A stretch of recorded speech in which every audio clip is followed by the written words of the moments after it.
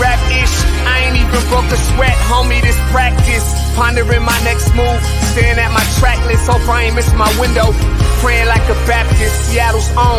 Tired of this Game of Thrones.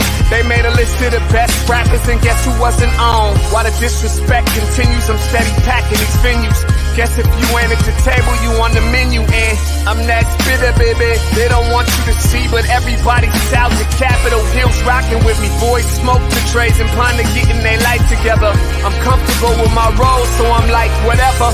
I ain't got a job, but I work hard. And you don't work hard, but you got a job. The irony is I'm judged while you feel the applause. I'm slept on, that's why I had to set this alarm. My dudes is armed, I'm armed with this arm charm. Body banging like she got that cream from Barry Bonds. Yeah. I did it for the city, I did it for the love, I did it for the people, I did it for us. That Dre season is here, a real hitter with a mic, I'm everything that they fear. With that hood ain't the same, I was all on their ass, I'm level-headed. So yo, my dudes love when I spaz, and I'm so over Seattle's passive-aggressive attitude. They don't call you back, what they really saying is F you. While I'm from the same place, I move at a different pace. I prefer if you just said it to my face, damn, I did it. I did it for the city, I did it for the love, I did it for the people, I did it I hate for these us. average dudes with they average spit, writing average rhymes, knocking average chicks. The closer I get, I can feel the people starting to shift. I'm loyal to a fault, and everybody can't come with. Rap's a rich man's game, I'm only playing with change. They bang models and singers, I'm knocking my own flame, I'm different.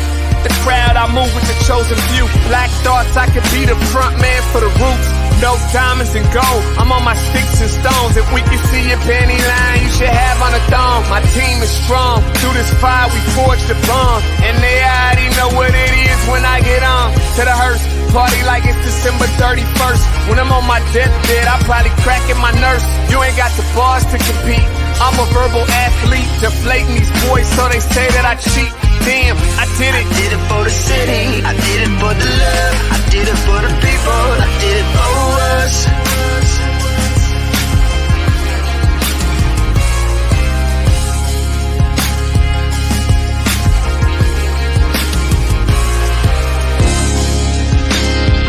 Yeah. I should probably start by apologizing for the long wait, man. You know, I know I be tripping. But I'm not just a rapper, I'm an artist. And, you know, my creative process is a little bit different than most. Nonetheless, I want to welcome everybody out to the Dre's Experience. I got TCF in the building. My whole camp's here with me. I got the band in here laying this cool-ass vibe. And I'm Seattle's own. Let's get into it. I say to you, community, let's take up space. We weren't supposed to make it through the vast Atlantic or back to the door of no return. So shine like the gold in our skin and the first porch light ever lit. 'Cause we lit and we stay lit. It is with love that everything we touch is ablaze with brilliance. We made jazz and had the blues so hard we're still nodding our heads, but this time we sampled What a Wonderful World. What a way to escape the pain and revel in joy. To the Marsha P. Johnsons who woke up our pride. To the Jimi Hendrix who burned his guitar. For the tennis-playing sisters, for those who didn't make it. And I promise not to fake it. We still want our 40 acres, a mule, and reparations. To the barbers and stylists who still carry on tradition. For the laughter through the tough times, the dead and the living that we hold sacred. To be a people who built empires out of sticks and stones and turned the names they called us into songs. We are still here.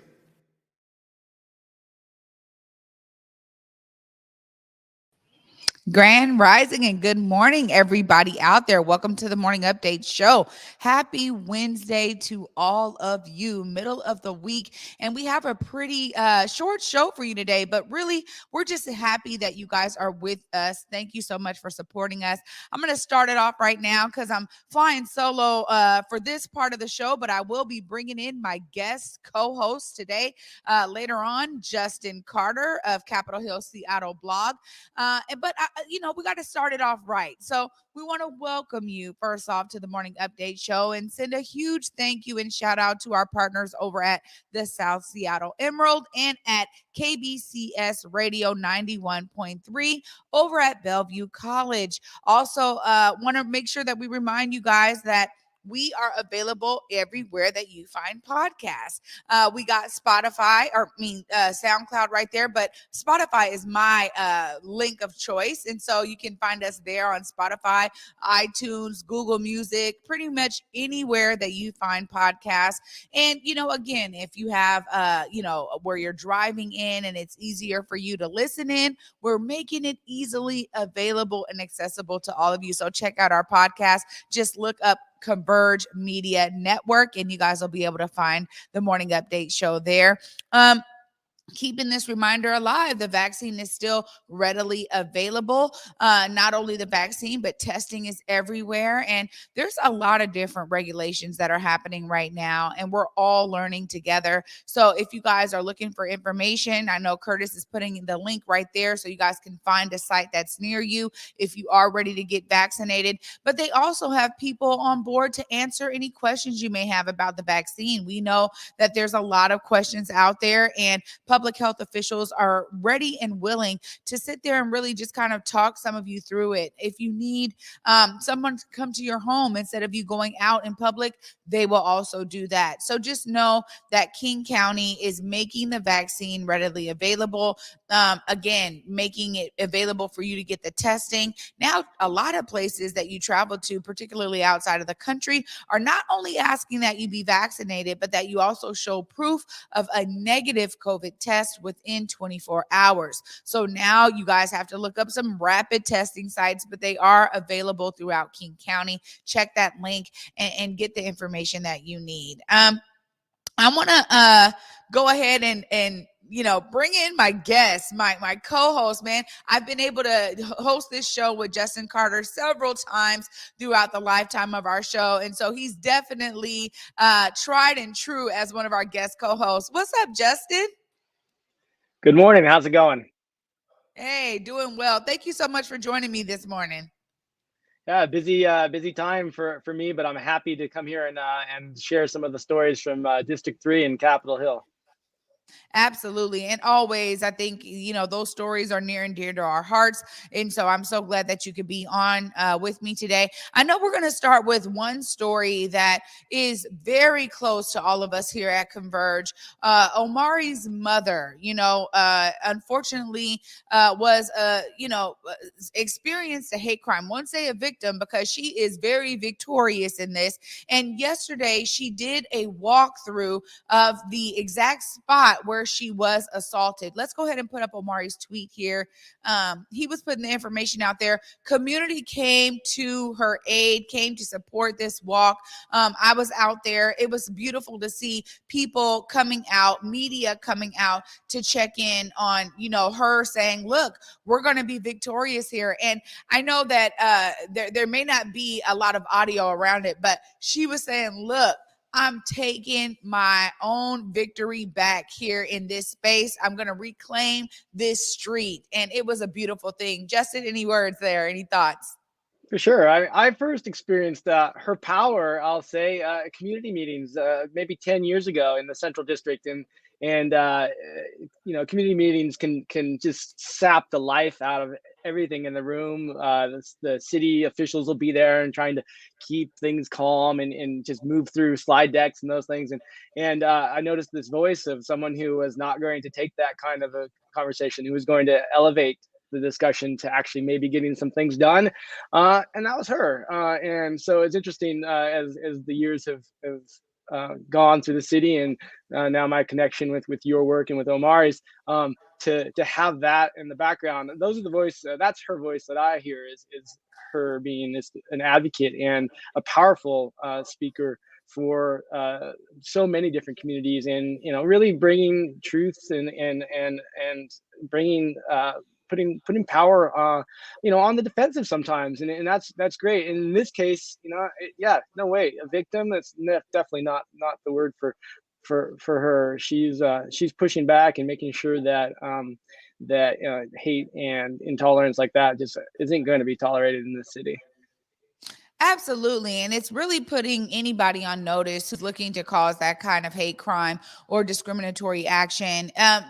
Reverend Walden is a beloved elder in our community. And so I am not surprised that people said, answer the call when she said, hey, come and walk with me. We have a short video here, too, of her actually claiming that block and walking with community members alongside her. Here she is, making sure that people are there. And honestly, she was so bold in these moments. And I gotta say that she raised her fist at one point, Justin, and said, look, I am claiming victory. And it was just really, it was so warming. And, when you have elders who are still so plugged in and connected with their community, I mean, she really exemplifies that. People came out. My brother right there, G Prez, kneeled to one knee and just let her know how much he loved her and cared for her. I mean, people really were expressing their love and care. And, I know that originally when this happened, a lot of folks in community were really expressing their concern. We're still looking for the assailant here, the one who actually caused the harm. We're still looking for them. And, one of the things that I love about her being out here was to make sure that they're on notice. These kinds of acts will not go unnoticed, and honestly, they will get their just due. And so I'm thankful that community members really enveloped her. But before we get any more comments here, we also have a clip here from the news actually going over this exact moment with Reverend Walden. But through all of that, I'm going to keep my humanity. I will never, ever, ever go down to the level of the enemy or the people who hate me. Never. Amen. I will never, ever, ever crawl on my belly. I will never, ever treat somebody the way they've treated me. It's my principle, it's my character, and it's my training. My grandmother taught me to never be a hater. Best thing she ever taught me. Her first husband got lynched by some white people. But she told me, you'll never be a hater.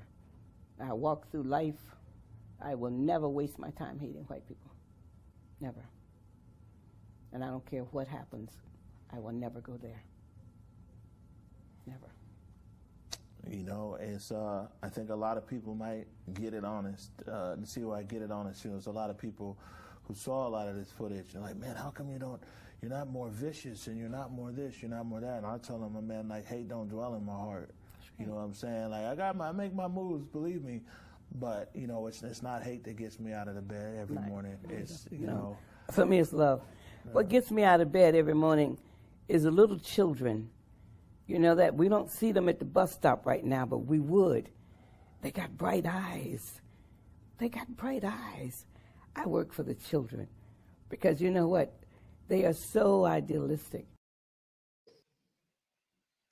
This is a beautiful time. I remember when Omari was able to sit there with his mother and talk about all of the police brutality and the police violence that he faced out there in the protest movement, and connect it with her lifelong message of never succumbing to those same tactics that others have deployed on us as Black community, on her family. To have such a legacy of a strong message, it's really clear in the ways that I've been able to see Omari move. And so, that was her right here on the Morning Update show months ago, talking about how she would never succumb to those same kind of tactics. And it was clear just yesterday as she reclaimed this space and just simply walked across the street, the same spot where she was assaulted. She pointed it out to all of us community members who were around. There was photographers there and news there. But honestly, this was a great example of her doing exactly what she said months ago that she would never do. She never came out and talked negatively against this person. She did not succumb to the same kind of tactics. Justin, we need more people like Reverend Walden out here in the streets. For sure, and it is good to see her power again and to see it in her city. It's not just the Central District; it's all of Seattle, and it was great to see her back and reclaiming that spot in the city and in her city. Absolutely. Well, we have some more stories coming from Justin Carter after this short break. Thank you guys for watching. Stay tuned. You're watching the Morning Update Show. Hey guys, Besa Gordon here, and before heading to Belize, Trey Holiday and I had to make sure we linked up with our good friends over at Market Street Shoes to, of course, grab a few things for the trip. From bags to socks, shoes, sunglasses, earrings, and more. Before going on any trip, make sure you stop at Market Street Shoes. Trust me, you'll find just what you need to make your trip not only enjoyable, but fashionable.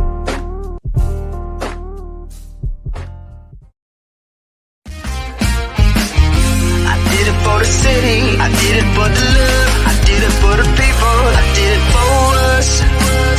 Back on this rap ish, I ain't even broke a sweat, homie, this practice.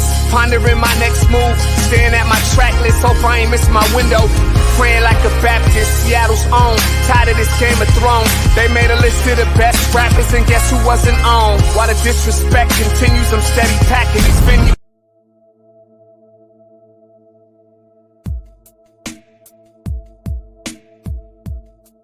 Converge Media produces culturally relevant content for Black and urban audiences. Our coverage is raw, transparent, and objective, praised by community leaders, government officials, and residents. Support Converge Media today via Venmo, Cash App, or PayPal at Converge Media.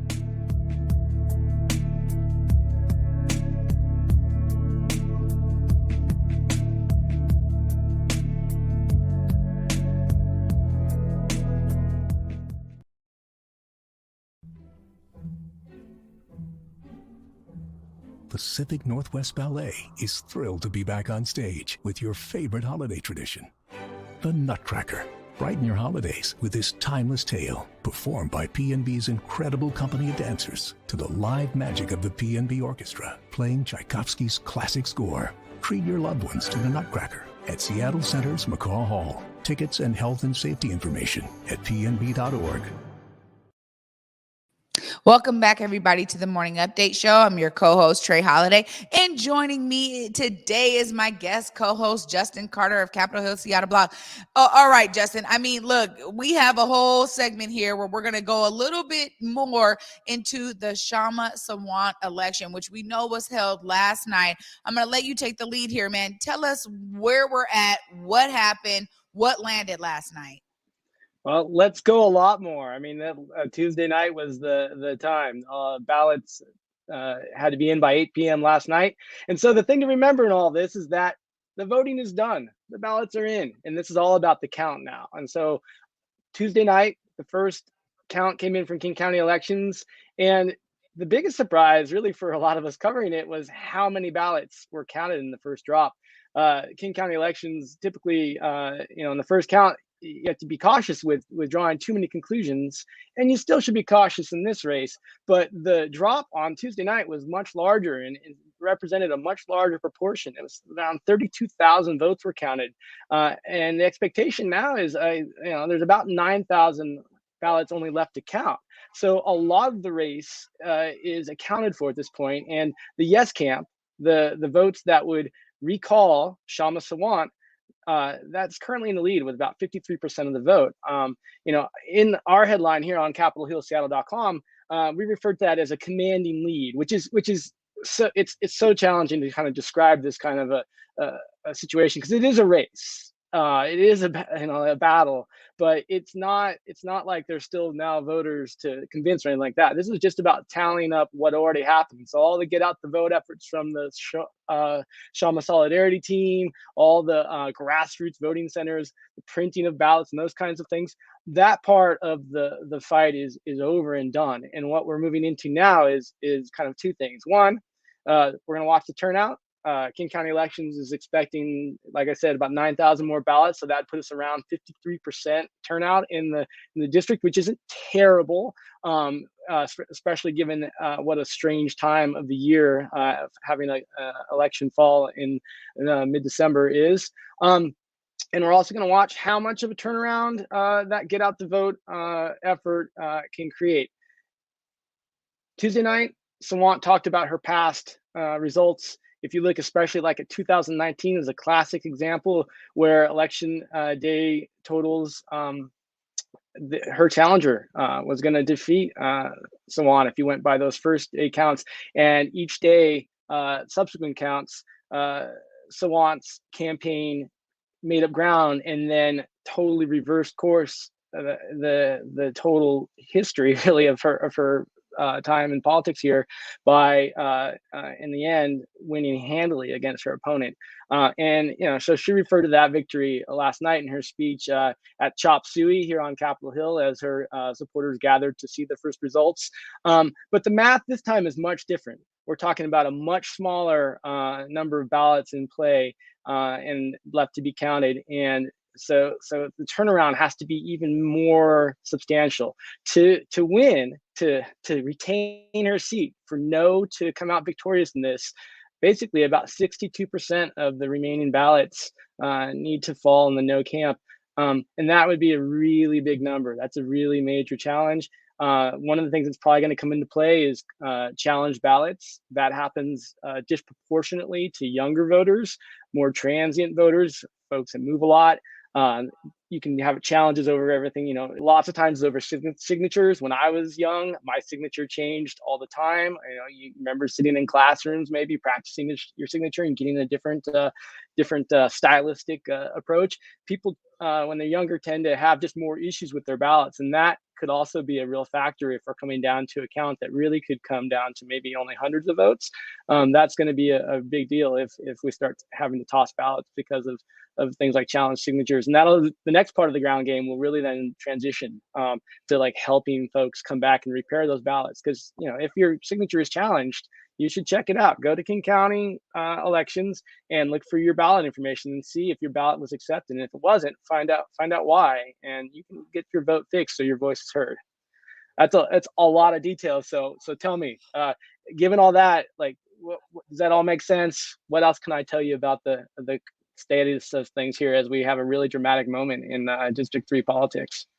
This is very dramatic. And we're, I think the history that we had to go off of was the 2019 election, and understanding that, there was a narrow margin even then in terms of someone pulling off the victory. But I think that, we've been talking about how this is really telling the changing demographics right there in the district. And I think it's important to note that, because this is something that seems like there's almost two sides in terms of the demographics that are there. You have folks that are really looking for, new progressive measures, and you have others that say, look, some of this may be too much too soon. And I think that the votes here kind of speak to that demographic a lot. I mean, if you're talking about 62% of 9,000 coming in to now, go for Sawant so that Sawant could keep her seat, that is historic. And Justin, have we ever seen that kind of sway? I mean, when we think about the history of the ways that votes come in, that would be something that I think is pretty unique. Yeah, even in the victory over Egan Orion in 2019, which was a dramatic turnaround, the daily percentage for the Sawant campaign was around 59% at the top, until the very end of that run, when you started to get down to a very small, just the latest of voters. And that's where her campaign finally kind of penetrated that 60% mark. But this is a weird election. It's December, and we're talking about a vote that just comes after November. As big general, we've got a ground team that was dedicated to what they said would be the largest get out the vote effort that the city's ever seen. And so, while it looks unlikely, it's not impossible, and the math still works at this point. Now, at 4 o'clock today, the math may not work anymore. We're going to get a drop something around, make sure I've got the numbers right here. Let me check. About 6,000 more will be counted this afternoon around 4 p.m. and drop. And, that's going to give us a really clear picture of what to expect next. But it's possible that we still won't know. And then after the 6,000 are counted and announced today, King County election says there's about 2,800 more ballots that will come in subsequent counts. hopefully for my sake and for everybody who's really worried about this, that it comes soon so we can kind of get some closure and understand what's happening next. But yeah, it's shaping up to be a nail biter, and will be really interesting to watch play out. The Sawant camp is keeping a positive face on all this. The recall side has been relatively quiet. They've quit answering phones from a lot of reporters. I saw that they talked to the Seattle Times, but they didn't talk to the stranger. The campaign manager is no longer answering my calls, so I'm not sure exactly what I did to lose my connection with that campaign. But at this point, no one's declaring victory. Everyone's watching the numbers, and we have some math to do really at this point. The votes are in, and the challenges and those kind of things that will come on ballots. That ground game is probably also gearing up behind the scenes, and will be interesting to also watch play out. Oh my goodness. I mean, my main question, because again, the district, it is part of my life, right? I mean, it really is, but I'm not a current resident in District 3. And so I'm wondering, how educated were all of the voters on this issue? I feel like what they were actually voting on was some real nuance that may not be easy to understand either. And so do you feel like maybe they had enough information, or did it come down to, hey, folks that voted for Egan in the beginning were just saying, yeah, we just don't want. So what do you think it really ended up boiling down to, Justin? Because this was very unique in nature in terms of the recall itself. Yes, the recall vote clearly in day-to-day discussion boiled down for many people to a discussion of Sawant's political style and her abrasiveness, some say, and her very independent nature on the council. And in some ways, this is a vote on that for many voters. For others, this is a vote about someone who's a champion of tenants and renters, going up in battle against developers who weighed in with a lot of money to help fight for the yes side with things like TV ads and those kinds of things. So yeah, as far as what folks were actually voting on in this, how many of them were actually concerned about the 3 charges that are included in the ballot? Some of them are. You can also look at this as a real big question around the protests and the First Amendment. The recall is seen by some as a punishment for Sawant's support of Black Lives Matter protests, her actions to involve herself and organize protests and be part of a march that ended up inside of City Hall when it was locked down under COVID-19 restrictions, or the march to Mayor Durkin's house and her speech there. Those are the kinds of things that also were on some voters' minds. So, how educated everybody is about the actual charges, well, they're there in the ballot. But if you read even the no statement from the recall campaign, their fight, even in the no statement, wasn't really so much about those charges. It was about things like casting this as a right-wing attempt to remove a progressive socialist from power. And so, it comes down to the maybe a cliche about politics and the personal, but, I'm not going to say that people were uneducated. I don't about this. I think people who voted did have very personal reasons for the vote. And that's what it came down to and what they were thinking about as they cast their ballots. Some casted them really early, so they had their mind made up, and some waited till 8 o'clock because they were busy. And some may have waited to 8 o'clock because, they were weighing all of these factors and trying to make up their mind. Wow. I mean, there's so many different things at play here. And I guess now we have to wait for these votes to be counted. But let's play it out a little bit. I mean, if by chance Sawant loses her seat, I know that then the council has to appoint someone to fill the seat. And then at the next election, that person could actually do a campaign if they wanted to stay in the seat, but it opens it back up. What are we looking at right now, Justin, with regard to the work that the council has to do to maybe get prepared to be ready to appoint someone in case Sawant does lose her seat? Yes, it's too early on one hand, and on the other hand, it is time to start making plans. And so there is discussion about what the specifics of what come next. The general of what comes next is that if the yes vote prevails, the official certification needs to happen, and that would come later this month. And then the council would move to appoint a replacement. Now they're saying that likely doesn't happen until the new year, and I believe that would happen, I think, with the new council members seated. So everyone who was elected in November would be part of the new body to make that decision. The appointee that's eventually selected, that takes a couple weeks to play out and have the final approval on council. And then yes, they would have the opportunity to again run for the seat. They have to running next November, and so District 3 then will have yet another election for this seat, and then that person's term would run out when Sawant's would have in 2023, leaving District 3 in position to have another choice for the seat. So it's going to be a very embattled position. I would guess that any kind of replacement, again, this is it's early to start to speculate on specifics, though I have seen some reporting on that. And it's interesting to see who the names are.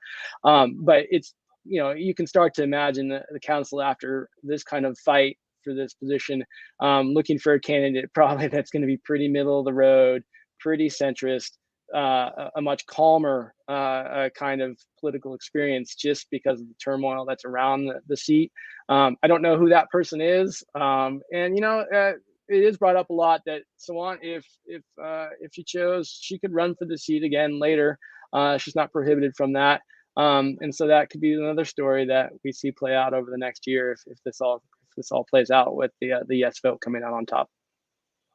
My goodness, Justin, there's so much here. And, honestly, I think it's important for all of us to be informed and engaged, even if we live outside of District 3, because we're watching the civic process play out right before our eyes. And this is why we talk so heavily about the importance of, being an educated voter and being a person that actually participates in the civic engagement process. When they call on you as a resident, it's then on you to say, look, I'm going to actually make sure my voice is counted and heard. Now, something you said earlier that really struck me was, let's say that if I was in District 3 and my signature or something was challenged, do those people actually get identification knowing that their stuff was challenged? Do they get some type of notice saying, hey, your vote didn't count? Or is it really on the voter to stay engaged and informed in that process to ensure their vote got counted? So voters should be notified. You'll probably remember when you're voting that you may have added information on the ballot, or with either a phone number or email address, which you can be contacted at. The problem is that sometimes the same folks that have messy signatures or incomplete signatures or forget a signature may have also left that part out or messed it up in a way that makes it hard to contact. So there is a notification process, but you also can take it into your own hands and take a look. And that's another way to make sure that your vote counts, because as we're, they always say, well, your vote's super important. And, you see thousands of votes for separating the race. And it's, okay, well, really one vote didn't seem that important. But this time it really is possibly the closest of margins that we're looking at. And so this is a really important time for that next step to happen. I get the feeling, given the ground game involved with this political fight, that the folks that have their ballots challenged are going to get plenty of notice, not only from the elections officials, but probably from the campaigns, making sure that this is all cleaned up and everyone had a chance to get their vote in, because it really does matter. Yeah, at this point, it's so close, and I appreciate you and all of your expertise around this. I mean, this is something that I think is really been enlightening for me to watch play out. We've been talking about the progressive nature of our city in general, and we also talk about the history of it not being so progressive, right? Like, nationally known, it may seem as though, hey, Seattle has, all this progressive nature about it, but when we really boil boil it down, we actually see that there's a whole litany of, those that are more conservative, those that are, like you said, maybe more centrist, that are not really for a lot of these movements. And even though I think nationally, a lot of people saw what we did during the protest movement after George Floyd's murder around the CHOP era and all of that, that it really showcases there's a spirit here of that resistance and of pressing forward and pushing for change in a progressive mindset. But again, it boils down to some of the votes. And I think even in this recent local election, we kind of saw how it played out as well, when we have, people that were on the ballot that were really progressive and pushing for new ways of thinking, reimagining systems of change and policy. And you had people saying, wait, I'm not sure if I want to go there yet. And so I think that overall, this city has a lot to learn from what's just, transpired recently. And then you go back to the legislative session and we had this amazing police package that passed. So it's really interesting, Justin, because I think as Washington State in general, and specifically Western Washington, when we talk about King County, there's a lot of different energy and characteristics that are at play here. It's not enough to be able to boil it down to just one or the other. There is a real mix here. And so I think these numbers with this vote really showcase that mix.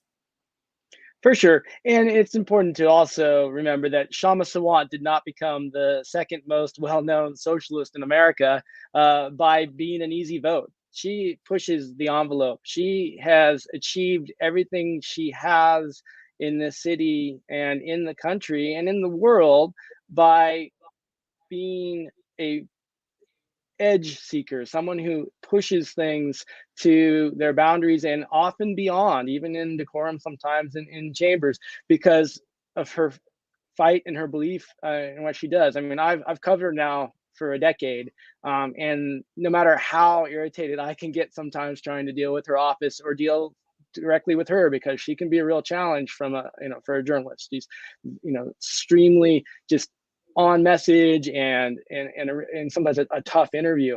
But the respect that I have for her belief, I've never ever.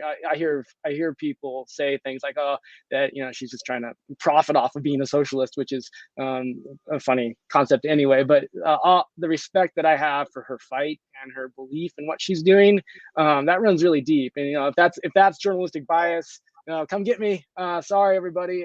When I meet somebody and I believe in what they're saying and I listen to them and I know that they can't help but do what they're doing because that's what they want and what they believe in. That's the kind of thing that it registers, and I'll always have that respect for everything she's done in that regard. I understand why she's a challenge to people, but you can see how she got here and how she's been so successful.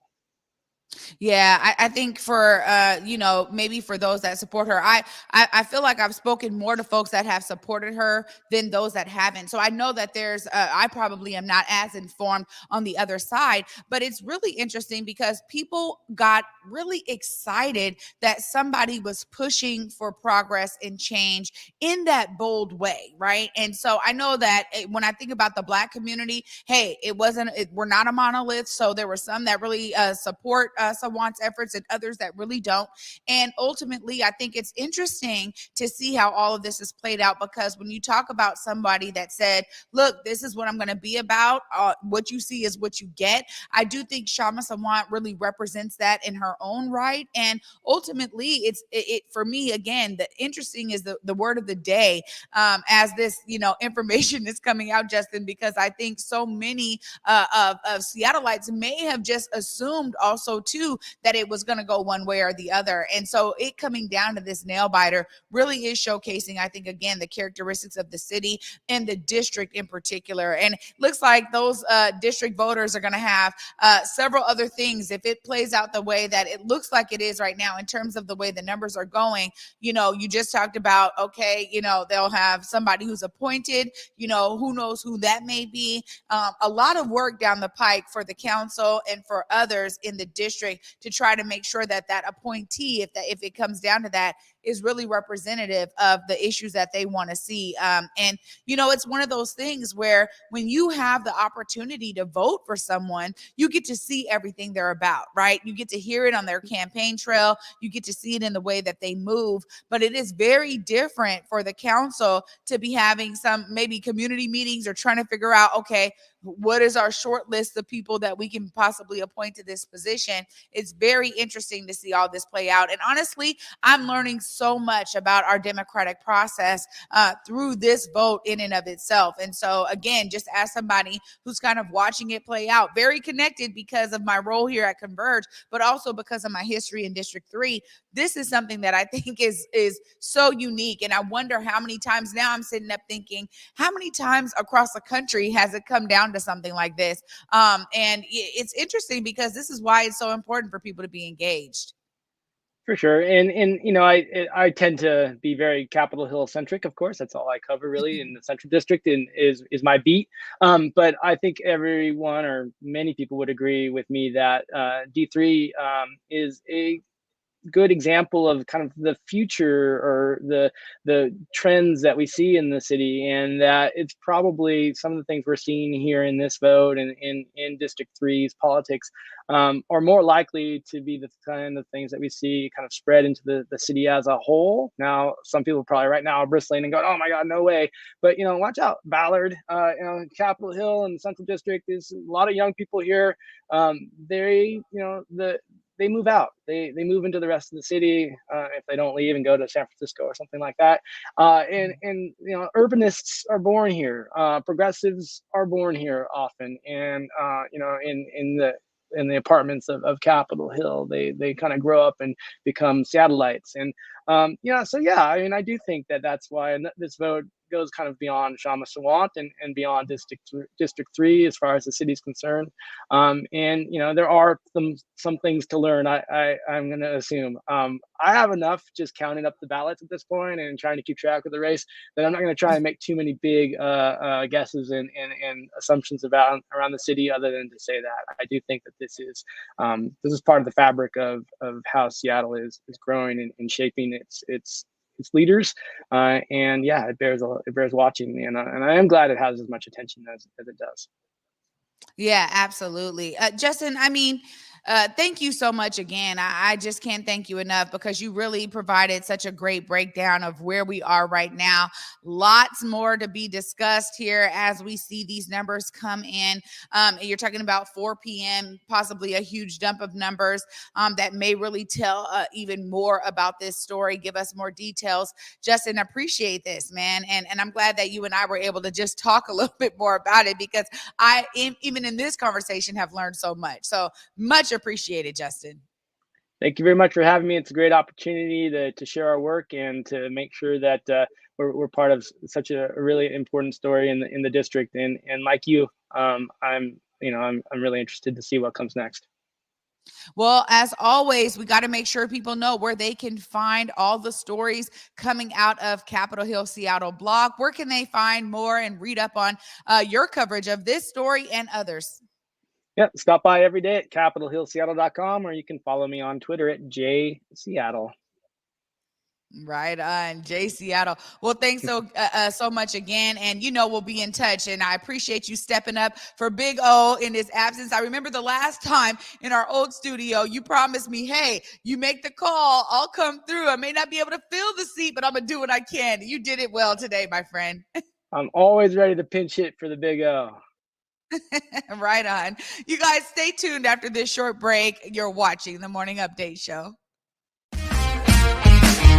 I did it for the city, I did it for the love, I did it for the people, I did it for us. Back on this rap ish, I ain't even broke a sweat, homie, this practice. Pondering my next move, staring at my track list, hope I ain't miss my window.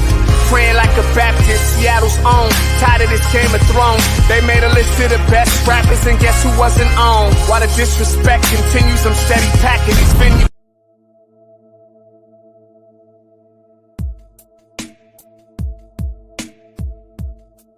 Converge Media produces culturally relevant content for Black and urban audiences. Our coverage is raw, transparent, and objective, praised by community leaders, government officials, and residents.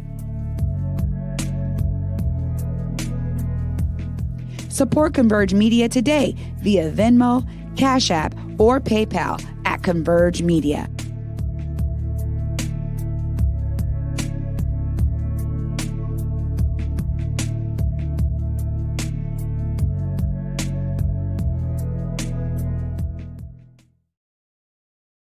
Hey guys, Besa Gordon here, and before heading to Belize, Trey Holiday and I had to make sure we linked up with our good friends over at Market Street Shoes to, of course, grab a few things for the trip. From bags to socks, shoes, sunglasses, earrings, and more. Before going on any trip, make sure you stop at Market Street Shoes. Trust me, you'll find just what you need to make your trip not only enjoyable, but fashionable.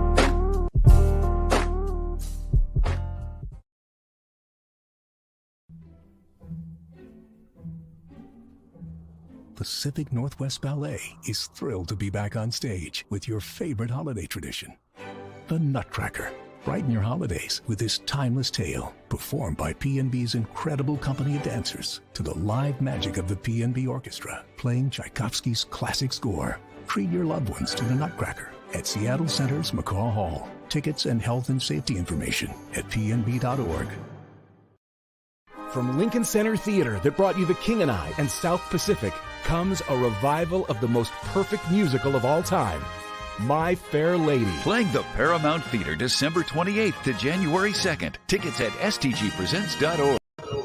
Welcome back, everybody, to the Morning Update Show. What an amazing in-depth discussion I was just able to have with Justin Carter of Capitol Hill Seattle blog. Always appreciate him bringing his expertise and his journalistic eye right here to the Morning Update Show. And for those of you out there in District 3, it was a heavy night for you all last night as that vote was being counted. You had to put that vote in the ballot by 8 p.m. And hey, as he said, we're going to see these numbers roll in and they're going to tell the final story themselves. But always want to thank you guys for being with me today. I want to give you guys another opportunity to hear about something amazing that's happening with our good friends at the waterfront over at Pier 62 on the 11th and the 12th. They will be having their soul market. We'll put it up there. Amazing opportunity for you to do some holiday shopping with some amazing vendors, local vendors, Black-owned vendors right there at Pier 62. I know so many folks. I've been getting calls. Hey, I'm going to be there. Hey, I'm going to be there. So shout out to all of you vendors that are taking the time to be out there during this holiday season to ensure that people are aware of your business. Ideas start at home, but it's not until you open up those ideas, actualize those ideas, that others get to participate, get to support you, and become real amazing customers and patrons of your business. So I always want to give a shout out to the vendors. I know how tough it is to be out at these kinds of outside markets throughout the day. You know, you're lugging all of your materials down there. You got to set up your tables, all of that. Some of you may have your tents up. So I know that it's a full setup, but I really want our audience to be there. If you guys are looking to do some holiday shopping, take your family and friends down there and support this amazing event that's being put on by Friends at the Waterfront. They promise to keep opportunities right there at Pier 62 open to the community by doing a diverse plethora of different events that really bring people into it. And because it's people that are represented of your ethnicity, your culture, and they're doing such a fine job of that. So shout out to you guys at Friends at the Waterfront for staying true to your mission to make sure that people feel welcome right there at the pier. One of the things they said to us was, hey, this is your pier, and we want people to feel that. And doing events like this actually help to make that happen. So shout out to everybody who's involved to make this soul market a thing. I know Africa Town was heavily involved because we've been doing events. I mean, the last few years, you've seen it. And for those of you that know Seattle well and have been here for many years, you guys have been seeing Moja Fest as one of the largest Black-led, Black-ran festivals in the Pacific Northwest. And there's always hundreds of vendors that come out to that. And we've been seeing it in Jimi Hendrix Park over the last couple of years, now with Juneteenth and Emoja Day. So there's so many amazing events that happen. And I've been able and had the pleasure of really connecting with a lot of these business owners out there. People are always asking me, man, where did you find that? Where did you buy that? Man, our local vendors are on deck. So if you guys are looking for some unique gifts, another way to, bring money into Black community by supporting these Black vendors and other vendors that'll be out there, please bring your friends and family down to the Soul Market. 11th and 12th, you guys have the opportunity to get to know some of these businesses and get to know some of these vendors. I recently shared an experience where, I bought a candle from a vendor at one of our events, and the wick of the candle literally did not work. And there was way more than half of the candle left, and it fell into the wax, and it was a wooden wick, and it was hard to get out of the wax. I was able to find this vendor on Instagram, sent her a message. I sent her a photo of the candle just saying, hey, I really love this candle, but unfortunately I'm not able to use it anymore. And I just wanted you to know, I wanted this vendor to be aware, because that's something that you can do, is open up that line of communication, connect, and actually build relationship. And she was so gracious for me to even share that experience with her. She said, oh my gosh, thank you so much for letting me know about this. I've actually now changed and no longer use wooden wicks. And she said, I have a whole new system, and I want to send you some new candles free of charge. And she did that with a handwritten note saying that she really appreciated me reaching out. And to me, this is exactly what all of us have the opportunity to create around relationship building with our local vendors. It goes beyond shopping at a corporate space. Many of us like our, corporate brands and all of that. But when you actualize a relationship with a local vendor, if something is going on with their product, if something is defective, they actually will reach back out to you and say, nah, I need to make that right. They understand the value of these relationships. And so I just wanted to share that as we talk about Soul Market. And honestly, I'm sad. I'll be out of town, so I'm going to miss it. But I really hope that you guys enjoy Soul Market. I know that I'm going to be trying to send some family down there to make some purchases on my behalf, because I know that there's going to be some amazing gifts out there and some amazing products and services. So please check out Soul Market. Also, Omari and I, tomorrow for Thursday's show, we're able to sit down with all of the people at Build the Beach for Us, by Us. Once again, they're coming to the Morning Update show to give us an update about where they are right now in the project. We were able to talk to Darlene Nava, who is their Wimby specialist. And for those of you that follow the Morning Update show, you guys know that we've been very intentional about building these relationships with Lighted Construction and all of those who are involved at the Build the Beach for Us, by Us, the redevelopment of Rainier Beach High School. There is some amazing work that they're doing, and the intentionality and the genuine nature that they've been bringing to this. I'm so glad that we're able to sit down again with them. So stay tuned tomorrow at 11 a.m. That's going to be there for you guys. And then Friday, G Prez is taking over Feel Good Friday right here on Converge Media. He will be sitting down with some of the vendors at the Soul Market. He'll also be there. I think, we got Black Santa who's going to be in the building. You guys, Friday is going to be lit. So the next two episodes coming for you right here on Converge Media for the Morning Update show and Feel Good Friday are going to be jam-packed with some great guests and some great information. Thanks so much for being with me on this Wednesday. And until, I guess, tomorrow at 11 a.m. Peace. Lift every voice and sing till earth in heaven ring with the harmonies of liberty. Let our rejoicing rise as the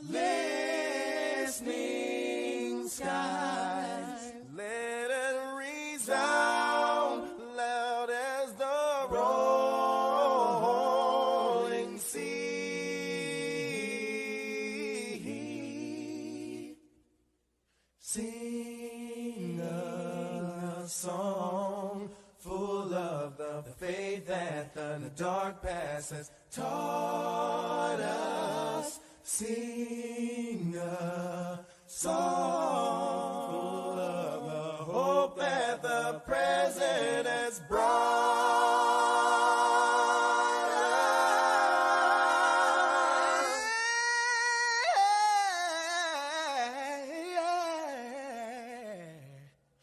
Facing the rising sun of a new day.